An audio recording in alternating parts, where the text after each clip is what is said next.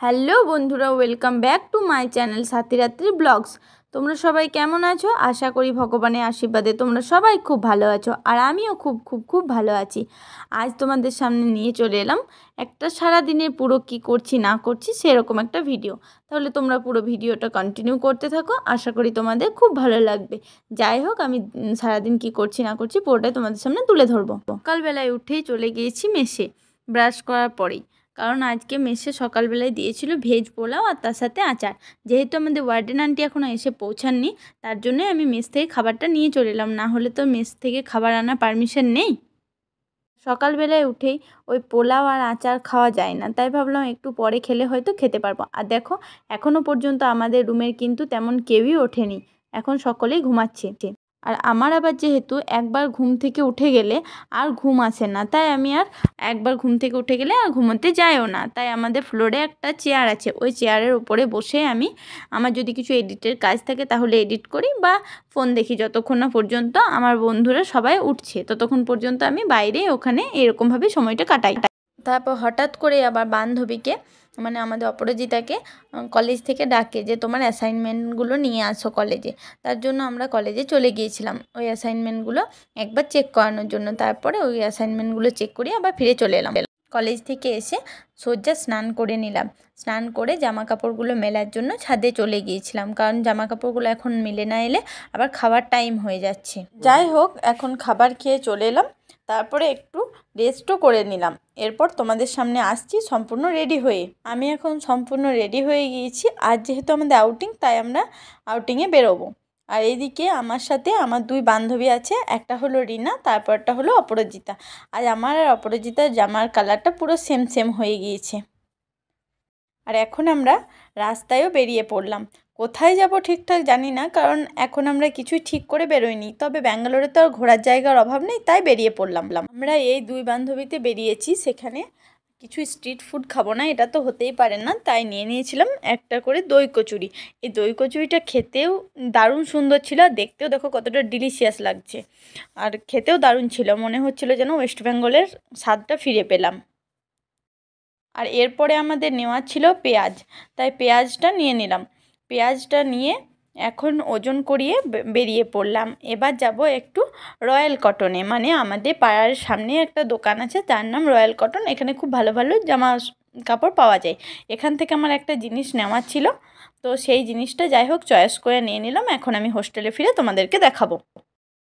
আর এখন আমরা দুই বান্ধবীতে বেরিয়ে পড়েছি। এখন হাঁটতে হাঁটতে একটা মন্দিরের সামনে গিয়ে পৌঁছালাম।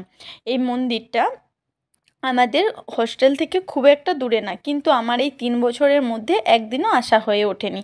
যাই হোক, আমার বান্ধবী কোনো একদিন এসেছিলো, তাই ওই বলল চল, তোর গিয়ে ভালো লাগবে। তাই আস্তে আস্তে হাঁটতে হাঁটতে পৌঁছেই গেলাম মন্দিরের সামনে। এটা হলো গণেশজির মন্দির। অনেক বড় মন্দিরটা, আর মন্দিরের পরিবেশটা সম্বন্ধে কোনো কিছু বলারই নেই, এত সুন্দর পরিবেশটা। আর আমরা যেহেতু গিয়েছিলাম বিকালের সময়, তাই আরও সুন্দর লাগছিল পরিবেশটা। প্রথমেই দেখাই, এটাই হলো মেন মন্দিরের ভেতরটা। এই মেন মন্দিরের ভেতরটা দেখতে খুবই সুন্দর, আর প্রচুর শান্তশিষ্ট একটা পরিবেশ। আর সাইডেই রয়েছে আমাদের গণেশজির একটা ছোট্ট মতো মূর্তি, খুবই কিউট। আর এইটা হলো গণেশজির মেন মন্দিরের মূর্তিটা। এখানে সবসময়ই একটা লাইট জ্বলছে, যে মাঝে মধ্যে বন্ধ হচ্ছে, মাঝে মধ্যে জ্বলছে, দারুণ লাগছিল দেখতে। আর এর বাইরে, মন্দিরটা বাইরেই রাখা ছিল অনেকটা পরিমাণে বিভূতি, আর এদিকে সিঁদুর আর কিছু পুজো করা ফুল, আর সব সময়ের জন্য মঙ্গল প্রদীপটা জ্বলছিল। আমরা চাইলেই বিভূতিটা বা ফুলটা নিতে পারি, তাই আমিও সুন্দরভাবে ওখান থেকে একটা টিকা লাগিয়ে নিলাম। আমাকে তো এখানে এসে পরে মনটা পুরো ভরেই গেল।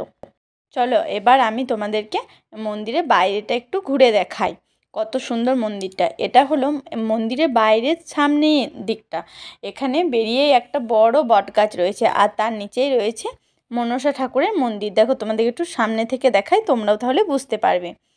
আর এখানে আমি আরেকটা জিনিস দেখতে পেলাম, এই জিনিসটা অ্যাকচুয়ালি কি আমি নিজেও প্রথমে বুঝতে পারিনি, কিন্তু এখন আমি আমার ধারণা থেকেই বলছি এখানে হয়তো মনসা ঠাকুরই বের হয়েছে, তার জন্য এই গাছের গুঁড়িটা কাটা হয়নি।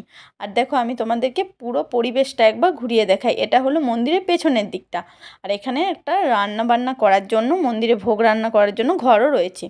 আর এটা হলো আরেকটা ছোট্ট মন্দির। এই মন্দিরটার আমি এখন ভেতরে প্রবেশ করছি, আমি তোমাদেরকে এই মন্দিরটা একটু ঘুরিয়ে দেখাই। এই মন্দিরটাতে রয়েছে ভগবান বিষ্ণুর বিভিন্ন ধরনের মূর্তি, আর তার সাথে রয়েছে একটা শনি দেবতার মূর্তি।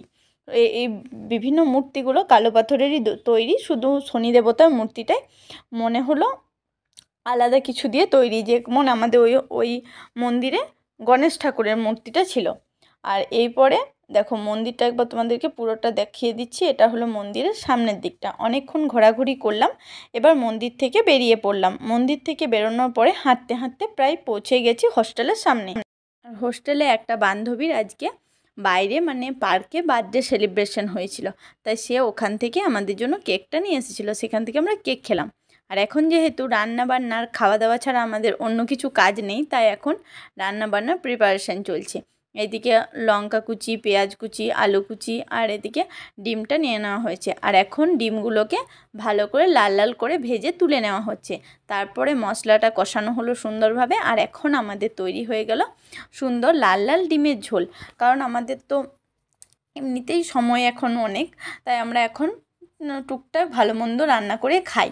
তো যাই হোক, এখন আমরা খাওয়া দাওয়া করে আসি, তারপর দেখা হচ্ছে। এখন আমি তোমাদেরকে দেখাই রয়্যাল কটন থেকে কি কিনে নিয়ে এসেছিলাম।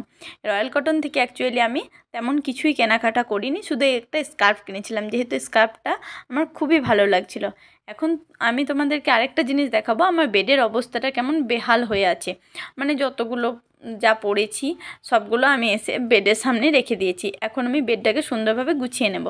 দেখো গোছানোর পরে বেডটার অবস্থা অনেকটা এরকম হয়েছে। কতগুলো জিনিস আমার বাইরে ছিল, তাহলে দেখেই বুঝতে পারলে। সব করতে করতে আমার অনেকটাই রাত হয়ে যায়, আর খিদেও পেয়ে যায়। যেহেতু 7:30টার মধ্যে ডিনার করে এসেছি, এখন তো রাত্রি প্রায় 11টা 11:30 হয়ে গেল, তাই খিদে পেয়ে যাওয়ারই কথা। তাই আমরা সুন্দরভাবে একটু মুড়ি মেখে নিয়েছি। আর কিছুদিন পরে এই হোস্টেলে রাত 12টার মুড়ি মাখাগুলো স্মৃতি হয়ে থেকে যাবে। তখন এই ভিডিওগুলো দেখলেও মনটা অনেকটা খারাপ লাগবে। যেমন ধরো জিএনএমদের এখন কোর্সটা কমপ্লিট হয়ে গেল, তাহলে জিএনএমরা সবাই বাড়ি চলে গিয়েছে। আর এখন তো বিএসসিদেরও আর বেশি দিন নেই, তাহলে বিএসসিরাও চলে যাবে।